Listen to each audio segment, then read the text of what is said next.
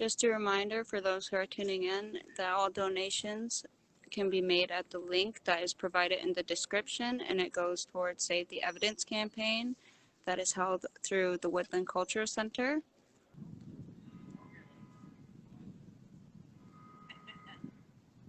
Good evening. I would like to humbly welcome you here and extend a special welcome to our elders and dignitaries who have joined us this evening. My name is Thomas Brown, and I have been asked as a non-Indigenous ally and settler to be your MC for the evening. I call myself a prairie boy. I grew up in Alberta in a rural Mennonite community an hour north of Calgary. This community is situated on the traditional territory of the people of the Treaty 7 region in southern Alberta and Region 3 of the Métis Nation of Alberta. My grandparents and great-grandparents came from Russia and Germany and settled on this land. I've lived in Waterloo for over 20 years. Here I am a father, a husband, a son and brother, a social worker, a business partner of Charity Fleming, an Indigenous woman we will be hearing from later, and a co-owner of Qualia Counselling Services. I've been privileged to call Waterloo, land promised by treaty to the Six Nations of the Grand River, home. I think of myself as a searcher and a seeker of understanding, acceptance, and healing. I stand in front of you today feeling uncomfortable and uneasy, not because I'm nervous about public speaking, but because I am on a journey to understand my white skin, my privilege, my colonial past and colonial present. I'm on a journey to understand how these parts of me played a role and continue to play a role in historical trauma of Indigenous people, in residential schools, in mass graves of Indigenous children, in unclean drinking water on reserves, and in the way that colonialism continues to perpetuate itself. I want to understand my role in truth and reconciliation. This discomfort and uneasiness, which I feel is entirely necessarily and appropriate for me, is my own to bear and manage. I want this discomfort to propel me forward to learn and grow and act. And I pray that this evening will be up to that for me. During this evening's gathering and vigil, we will be hearing from Indigenous elders, drummers, singers, and speakers. It will be a time for us to grieve and mourn, to learn and reflect, to come together and to connect. Welcome. We will now hear from firekeeper Kelly Curley. Kelly Curley, age 65, Onondaga Beaver Clan, Six Nations of the Grand River, father, grandfather, and former Mohawk Institute Mushhole resident. Following firekeeper Elder Curley, we will have an opening song by Phil Davis and the 𝗠𝗘𝗗𝗜𝗔 singers.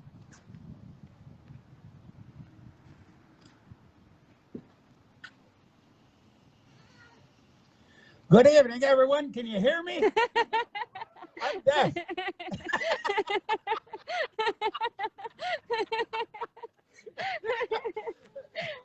Anyway, I was asked to do an opening, so I'm going to try to do it justice. Yahweh 𝗦𝗢𝗖𝗓 for this day. 𝗦𝗢𝗖𝗓, we give thanks. We give thanks for the people who have gathered. 𝗦𝗢𝗓, we give thanks. We give thanks for the 7 directions, the 4 elements, earth, air, water, and fire. 𝗦𝗢𝗓, we give thanks. We give thanks for the 4 colors of man, the 4-legged creatures, the 2-legged creatures, the multi-legged creatures, the legless creatures, the winged creatures, the feathered creatures, the fish, and the creatures of the waters. 𝗦𝗢𝗓, we give thanks. We give thanks for the many insects that crawl, fly, or swim. 𝗦𝗢𝗓, we give thanks. We give thanks for the many medicines, the many trees and grasses that provide us food, shelter, clothing, and medicine. 𝗦𝗢𝗓, we give thanks. We give thanks for the women, the carriers of water, the givers of life, the nurturers. 𝗦𝗢𝗓, we give thanks. We give thanks for the children who teach us love, patience, tolerance, understanding, and acceptance. 𝗦𝗢𝗓, we give thanks. We give thanks for the men, the 𝗦𝗢𝗗𝗔𝗟, who are the protectors and the providers, the warriors and the peacekeepers. For all the things you've given us this day, we say Yahweh, Yahweh, 𝗦𝗢𝗖𝗜𝗔. For all the blessings you've given us, we say Yahweh, Yahweh, 𝗦𝗢𝗖𝗜𝗔. 𝗦𝗢𝗖𝗜𝗔. At this time, we pray for knowledge of your will for us and the power and ability to carry that out. 𝗠𝗘𝗗𝗜𝗔. I also want to mention that as a former resident of the 𝗦𝗢𝗖𝗜𝗔, if you look over yonder here, my daughter's holding my grandson, my 9th grandbaby. And I thank the Creator every day that I got to leave this place alive, because I have grandchildren. I have 9 grandchildren. And I heard that for every native that we meet today, they are either a residential school survivor, the child of a survivor, or the grandchild of a survivor. So I just want to put that out there. I ask that you all open your minds, open your hearts, and the only way we can heal through this is love. And all the teachings and all the religions and all the spirituality, the number one teaching is love. Jesus was not a Christian. Muhammad was not a Muslim. Buddha was not a Buddhist. The 𝗦𝗢𝗖𝗜𝗔 was not Longhouse. What they were teachers of love. Love was their religion. 𝗠𝗘𝗗𝗜𝗔.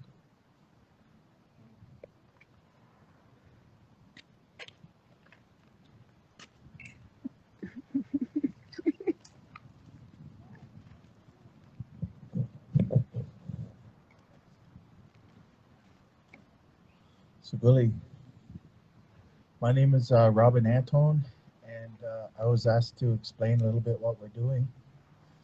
And we're going to sing a song. It's an honor song. And when we're singing, we want everybody to stand if you can. But also like to have everybody think about those children that they're finding, and thinking about all those families that they're connected to. And we're singing for that healing, and that for those generations to heal themselves, whether it be our grandchildren or people my age or my parents' age or my grandparents' age, and asking for that healing. So that's what the song's about, and then you'll think about that while we're singing.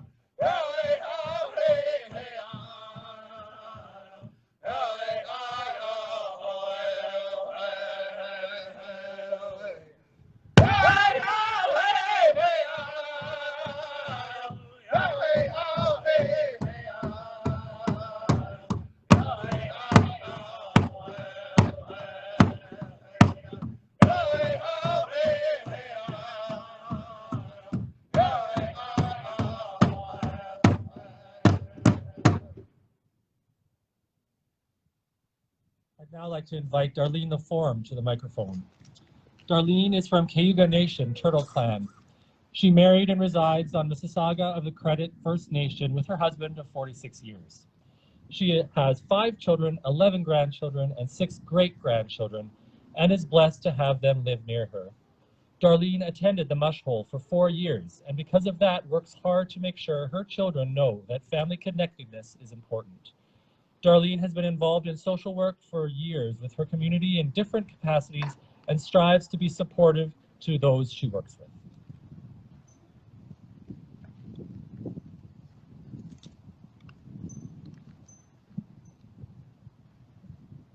Hello, 𝗦𝗢𝗖𝗜𝗔𝗟, all.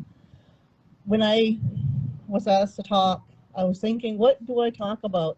I don't want to put any blame on anybody or any nation, but I think that when I think about what truth and reconciliation is, I think about how we should treat each other. I think about, even as me and my role as a helper in a community, to be open-minded and being able to listen to someone's story and not put them down for it. People have gone through a lot of different things in their life, and you just listen, and then you ask them what they want. You don't say, this is what you should do, or this is what you got to do. I've worked, like I said, I've worked in different capacities in social work, and I know in some ways there's that saying, you got to do this, or you got to do that, you got to do that. I was asked about going to doing a secondment when I was in child protection, and I was told, oh, Darlene, we don't think you're ready to do any kind of the supervisory role because you're too strength-based. I'm thinking, like, what does that mean? I'm too strength-based. If I go out there and I listen to people and I hear what they're talking about, and I don't ask them to do 10 things that are just going to put them down for what they're doing. I ask them, let's look at what you can do today. What can you do today to help yourself, to learn about what's going on in your life, and be accepting, okay, this is what I can do. You don't put people down for being where they are. Let's listen to each other. Let's have that respect and be able to hear each other out. There's different ways that you can be with different people. Doesn't matter if you're native, like, okay, we can always go to, this is our land. This is land of the native people, the Mississaugas or the Anishinaabe that were here, and then the 6 nations that were here, the 𝗦𝗢𝗖𝗜𝗔𝗟, the Haudenosaunee, everyone that was here. But today, we need to get along today because we all share this land. If we look back in our generations, we have mixed blood in us. It doesn't matter how dark we look now. If I done my genealogy, and it's not always, they said, don't take it at face value, but I have other blood in there. I'm going, where the heck did that come from? Because I didn't even know it was there, but it's there. And so we need to get along with each other. We need to be able to say, what can we do to help each other instead of putting each other down? How can we be here and get along with all these changes that have been going on? listen and be proud of what you have. Be proud of your culture, your language. Your language says so much. With the 𝗦𝗦𝗖𝗜𝗓𝗔𝗟, we have so much in their language that speaks. The nature, everything in nature, Creator provided for us.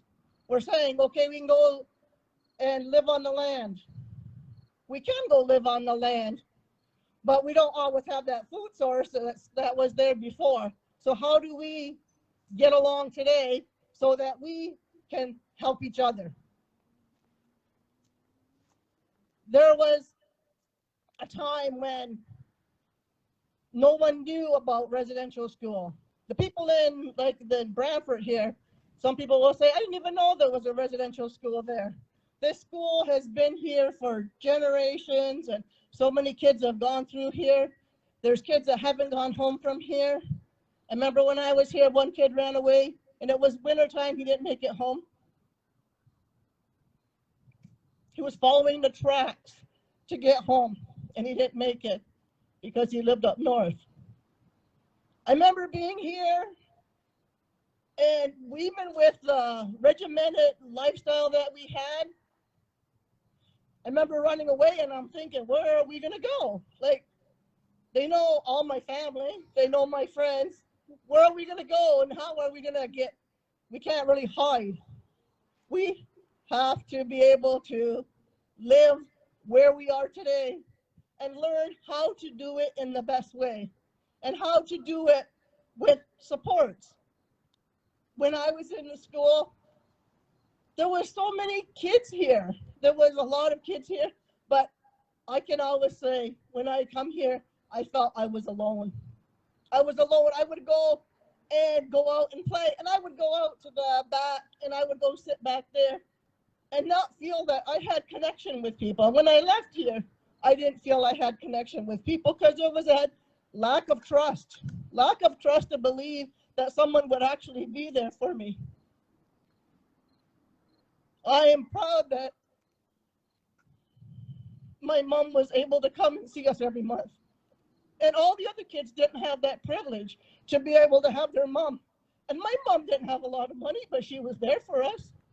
And that's the one thing I can say is that she was there. She did the best she could with what she had. And I think that because she was in residential school, she didn't trust people, and she just chose to, okay, I'll just kind of do what you want me to do. But we don't have to do what people tell us to do if it doesn't make us happy. Let's work together and try to get along and be there for each other. We live on this land. We live next to each other. I know when I lived in town, I knew my neighbors, but I didn't know a lot of them. But I know there's people that live beside each other. They don't even know each other. They don't even know each other's names. And they don't even acknowledge each other. And we have to get past of being scared of everyone and being able to say, I have supports in my life. You don't have to look at your family if you feel your family's not there. Look at friends or people that were alongside of you that walked beside you. Those people weren't always your native family or your native friends or community. They were come in all colors, all ages. So what we need to do is we need to respect each other and be there for each other. Because if we don't, we're going to end up even feeling more isolated and putting up our fronts and saying, we're just going to fight you then. You say we can't do that or we can't have that. We're going to fight you for it. Let's sit down and talk about what we can do. What can we do to help each other? We need to know that when we need something, we can go to someone and they can say, you know what, this is what we can do together. We can be this and be in this together. And I think that with the services that we have, if we always look out for what else is out there, there's always someone that knows something more than we do. Don't be afraid to ask for help. I don't know everything. I hardly know nothing compared to what is out there in the world. But we need to be able to ask questions if we don't understand something, and be open-minded to hearing something that we might not like what we hear. We might not feel comfortable with it, but can we take it into our thoughts and think about, can this work? Can we do this? And I think if we look within ourselves, so we have a lot of strength in there. We have a lot of perseverance.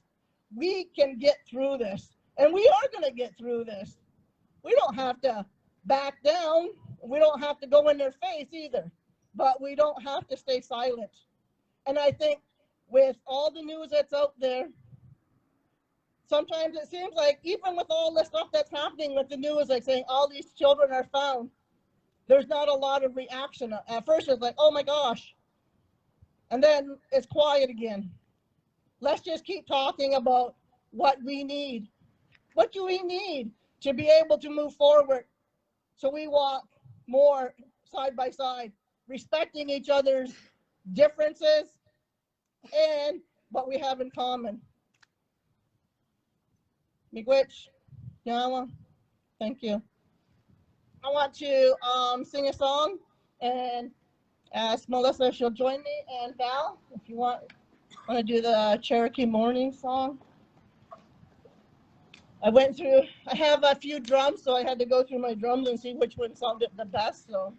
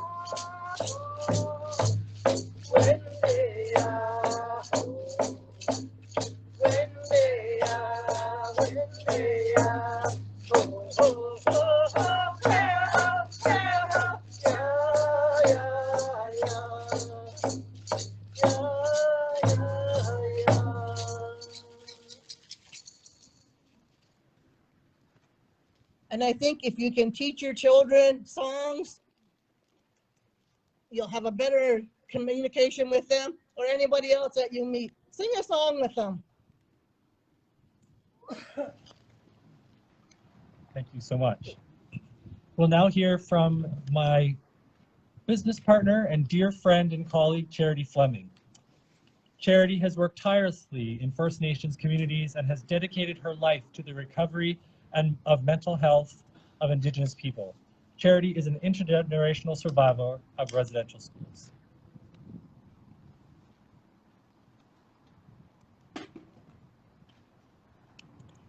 Ani, welcome.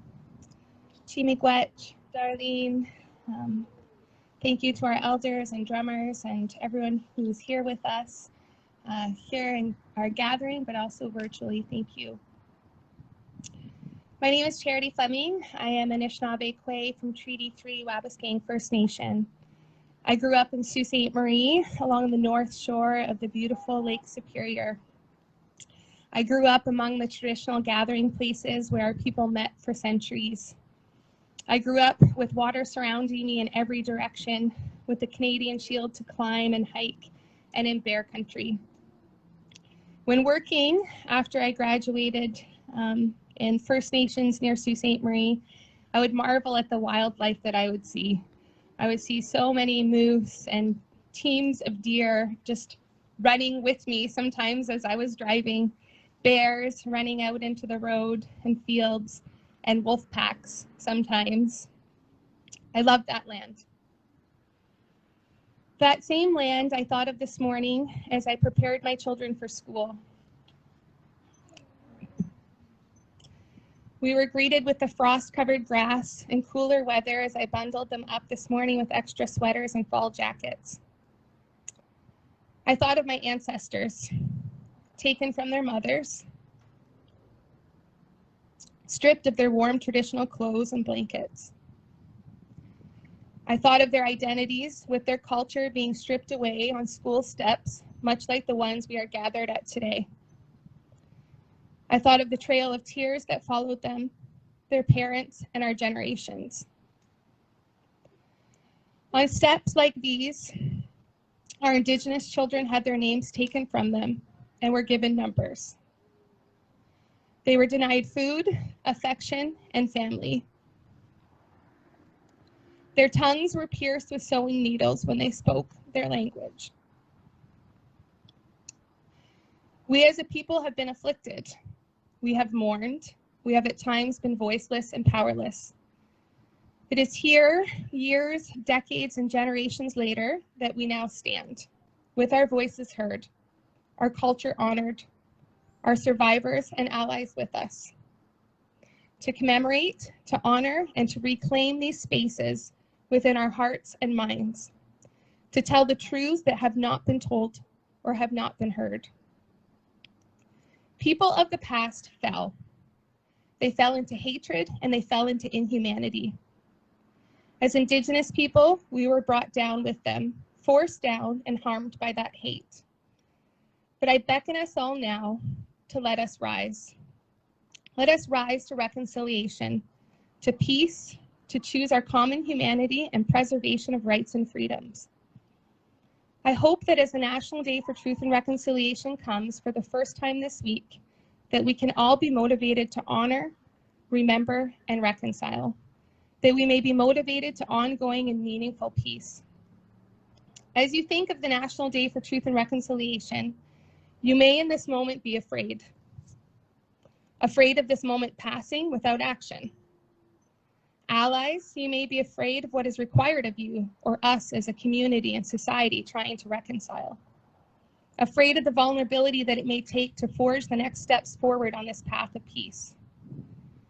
If you feel any of these things, I say, there is no courage without fear, no peace that has not been hard-earned, won by the suffering of those lost and those who mourn them.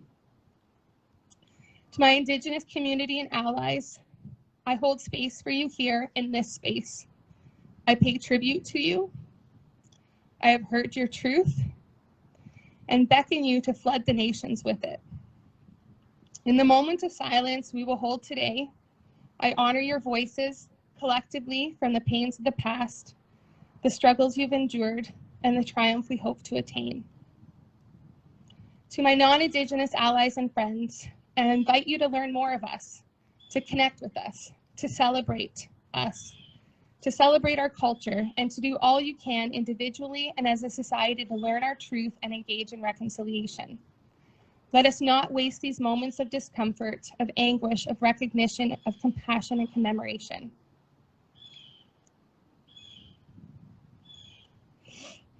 To our ancestors, we have not and we will not forget you. Although you walk your sky journey, we promise to walk our journeys on Turtle Island with increased resolve to honor you, to honor our collective history, to honor the legacy of courage, of strength you left with us, and to fight against the harms that hatred brings.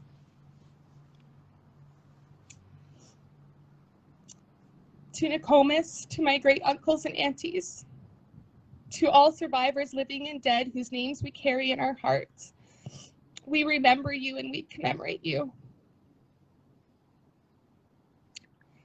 My great uncle recently shared of an experience that he had never shared with me before. He spoke of he and his brother, 6 and 8 years old, and they were taken from their home and to the McIntosh residential school. They decided one day to hide and wait for the darkness of night to come so that they could escape into the bush and into the forest, and they could go home. They would rather face the bears and wolves and darkness with nothing but each other than continue to face the horrors of residential school. The school was several days' journey from their home. I cannot fathom what this journey was like or their resolve to escape that was so strong that they would risk that. My one uncle died a few weeks later after getting pneumonia from being in the cold. But he died at home where he sought literally with all his life to return to.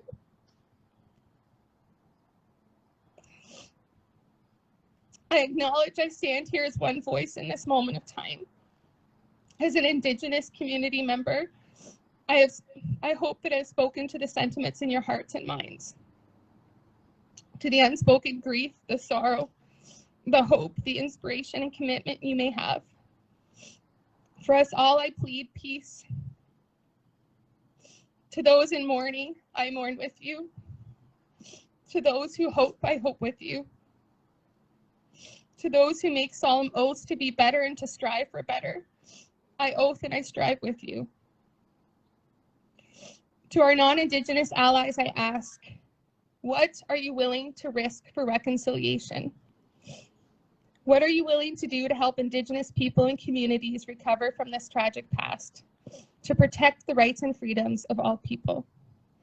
I leave you these thoughts and hope in my heart they lead us to a better future. Miigwech.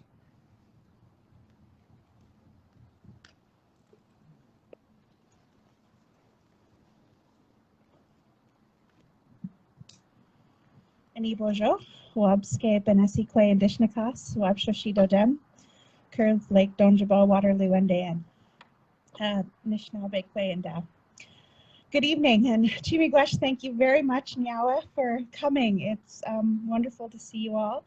My name is Melissa Ireland. I'm in an Indigenous Relations and Outreach role at Qualia Counselling, and I'm here today to share a few words. And thank you so much, Charity, for sharing. That was so moving to me. When I sat to think about what I wanted to share, I knew that this building and being here today, when I come and visit, I find myself shaken in my heart and in my body. And for those who know me, people see me as a pretty level and calm person. And I tend to process things internally, and I don't react outwardly when I'm upset. I am thinking about Firekeeper Curley's message of love, and I had a moment where I wasn't grounded in love, and it happened this week when I had a message from my kids' school. They wrote a message about Truth and Reconciliation Day. This is what they wrote. The school board recognizes National Day for Truth and Reconciliation as a way to honor residential school survivors, those who did not survive, and their descendants. It is just one way we support, educate, and reconcile our relationship with Indigenous people. So on September 30th, we invite students, staff, family to wear orange and engage in meaningful conversations, to come together, to recognize past transgressions towards Indigenous people. Orange Shirt Day is one way we can support each other in this small step towards reconciliation. Please take a moment to reflect on our country's past. And I kind of got furious when I read that. The past, talk about erasure, thinking that it was long ago, and assuming people, Indigenous people, my daughter does not go to your school, or they don't work in your classrooms, or we don't work in our classrooms. So it's as if my kid is not living and breathing in these school hallways. So for me, as an intergenerational survivor of this place, there are many things that my family has worked hard to reclaim. There are so many families still hurting and not even realizing that decades after this place touched my family and community, we are still hurting. So normally I also cursed out loud because I knew the emotional labor it will take for me to say something to the school. I risk putting a target on my kid's back, but I will not let this error stand. We are present. We are still here. We are working on our healing and recovering together. And to act like this is something in the past or over there or just wear an orange shirt, I just think that past transgressions is a term that is tepid and incorrect. Yes, the residential school system is done, and there's so many injustice and attitudes harming people, but it's not past. The Indian Act is still happening. My family on reserve doesn't have clean water. My immediate family has been affected by addictions. I have to, in my anger, remember that we also have to think of love. And I will say that the Council of Grandmothers who watch over me, my ancestors, I know are proud of the recovery work I've done and continue to do. I do it for my children.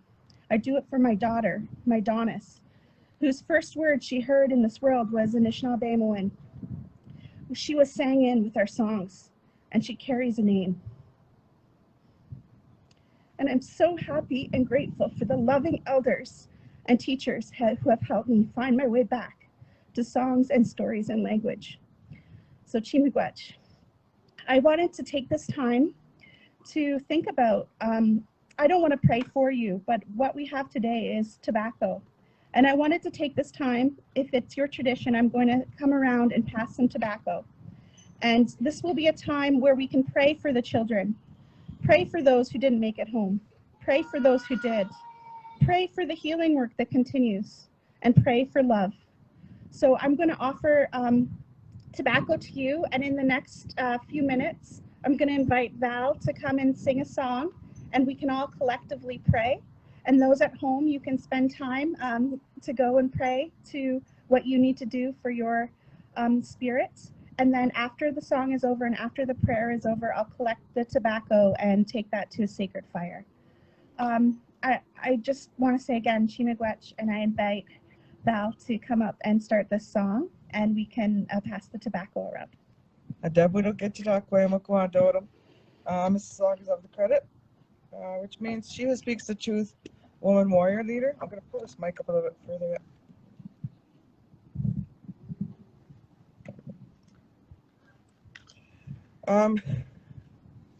My first job was up on the 3rd floor up there.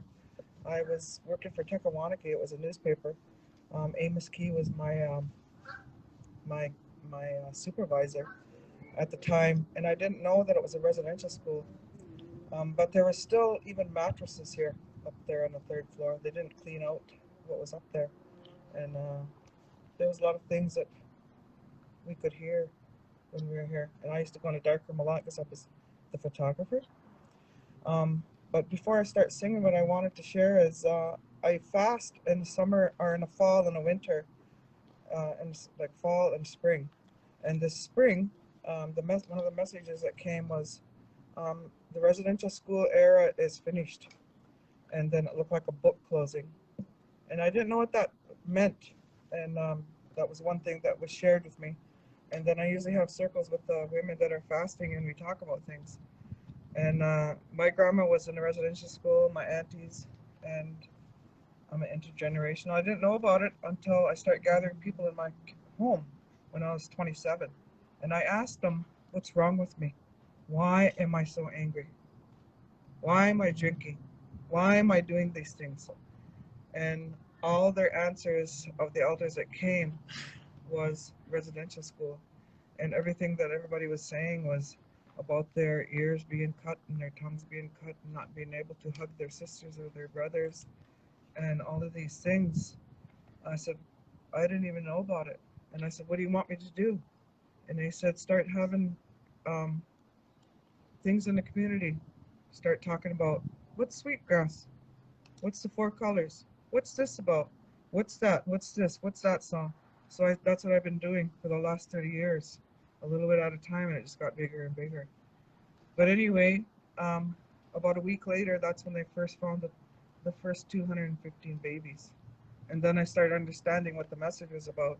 Because when I went to school, I knew the research that I was doing, that there was over 30,000 that never came home. So I knew it was just the beginning. And then the other thing was, when I was praying for them, all the little ones, they were going towards the light, an orange light, just like your shirt. They were going towards the light, and they were happy that they were being found. And the ones that didn't get found yet, they wanted to come too, but they couldn't because their bodies weren't found. And I said, I'm sorry, you can't come yet, but we will find you. But what I could see with them was a guardians. And I asked the guardian to protect them and to let them know that they are loved and that they matter too. And then the orange light went around them too. And then they calmed. It calmed them. So I know there's the numbers have gone up since then, and I know they'll all be found. So this song, I'm going to sing while you hang on your tobacco, your 𝗦𝗦𝗔𝗟. And Melissa, are you gathering it after you said? Okay.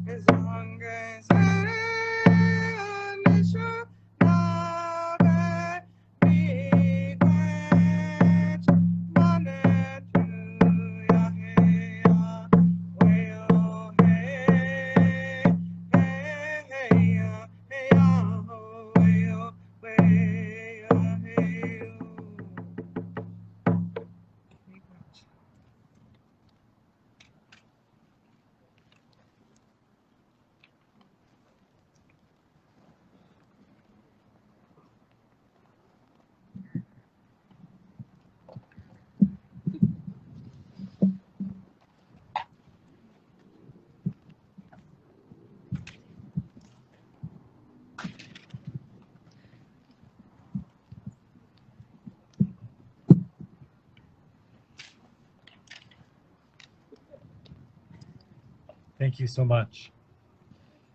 Before we wrap up, I would like to thank the Woodland Cultural Centre for allowing us to use this space this evening for our vigil and gathering.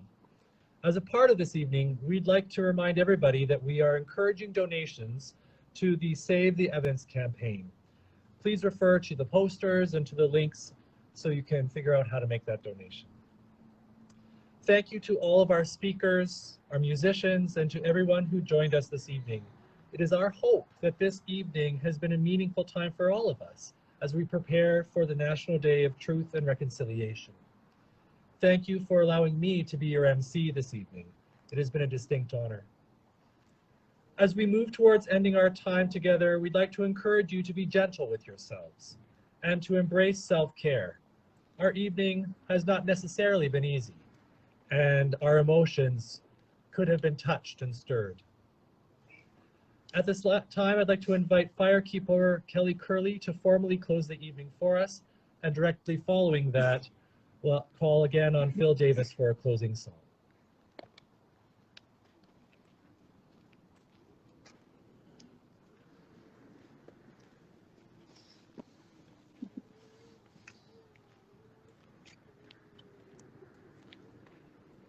So can you hear me yet? Can you still hear me?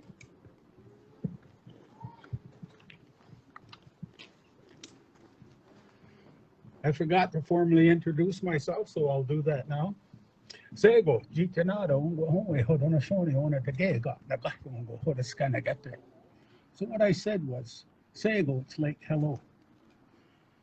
Jitanada, that's my name. It means little frog that's all over the place. Ungo home, original peoples of this land. Hodona shoni, I come from the people of the Longhouse. Ona tegega, my nation is the Onondaga Nation. Nagahyongo, my family is the Beaver Clan. And Hodaskanagete, some people call it the Men's Fire. Media likes to call it the Warrior Society, but it's neither one of those, yet it's both of those and more. Hodaskanagete translates to, they carry the burden of peace on their back or on their shoulders. And some of the old folks will say it means they carry the bones of their ancestors on their back or on their shoulders. And there's a lot of bones being discovered to carry on our backs. One of the things that the feelings that we as Native people have to get over is a lot of grief, a lot of anger. We have a lot of that to get rid of, to get over. However, our non-Indigenous brothers and sisters, they have a lot to get over too. Because although they're healing from something different. They're healing from shame, guilt, and remorse. Those are the feelings that our non-Indigenous brothers and sisters have to work through. So I was asked to do a closing, so that's what I'll do now. Yahweh, so 𝗦𝗢𝗖𝗜𝗔 for this day. So the 𝗦𝗢𝗖𝗔, we give thanks. We give thanks for the nighttime so that we can use it to rejuvenate our bodies. So 𝗦𝗢𝗖𝗔, we give thanks. We give thanks for the 7 directions. We give thanks for the 4 elements, the 4 seasons, the 4 colors of man. So 𝗦𝗢𝗖𝗔, we give thanks. We give thanks for the 4-legged creatures, the 2-legged creatures, the multi-legged creatures, the legless creatures, the winged creatures, the feathered creatures, the fish, and the creatures of the waters. So 𝗦𝗢𝗖𝗔, we give thanks. We give thanks for the insects that crawl, fly, or swim. So 𝗦𝗢𝗖𝗔, we give thanks. We give thanks for the many medicines, the many trees and grasses that provide us food, shelter, clothing, and medicine. So 𝗦𝗢𝗖𝗔, we give thanks. We give thanks for the women, the carriers of water, the givers of life, the nurturers. So 𝗦𝗢𝗖𝗔, we give thanks. We give thanks for the children who teach us love, patience, tolerance, understanding, and acceptance. So 𝗦𝗢𝗖𝗔, we give thanks. We give thanks for the men, the 𝗦𝗢𝗏𝗏𝗏𝗏𝗏𝗏, who are the protectors and the providers, the warriors and the peacekeepers. For all the things you've given us this day, we say Yahweh, Yahweh, so 𝗦𝗢𝗖𝗏. For all the lessons you've taught us, we say Yahweh, Yahweh, so 𝗦𝗢𝗏𝗏. So 𝗦𝗢𝗏𝗏, at this time, we pray for knowledge of your will for us and the power and ability to carry that out. Donato. I was asked to explain a song that we're going to close with. It's called the Retrieval of the Spirit Song. And when we sing this song, what this song talks about, it talks about in our walk through life on this earth plane. In our walk through life, we stumble around this earth plane trying to figure out who we are. And as we stumble around this earth plane, one, two, or three of those four fires that we have within us, 1, 2, or 3 of them will leave us. One goes into the bush, one goes into the grasslands, and one goes into the mountains. And as we stumble around this earth plane trying to figure out who we are, the one that went into the bush, it hears us coming because we're being very disrespectful to creation. We're stepping on branches or twigs. We're breaking limbs. We're just creating noise. And that fire that went into the bush, it knows it's not safe in our being. So it goes further off into the bush. And that fire that went into the grasslands, it sees us coming from a long ways off because we're raising this big cloud of dust. And that fire too knows it's not safe in our being. So what that fire does, it goes further off into the grasslands. And that fire that went into the mountains, it sees us and hears us coming from a long ways away because we're being very disrespectful. We're creating avalanches, rock slides, snow slides. And that fire too knows it's not safe in our being. So it goes over the next range of mountain. And as we stumble around this earth plane trying to figure out who we are, we're asked to sing this song. And what this song talks about, it asks those fires to consider coming back to this poor human being so I can be all that the Creator intended me to be. When we start singing this song, I'm going to ask each and every one of you here to close your eyes. Just close your eyes. And when the song's over, feel free to open them up. So, thank you.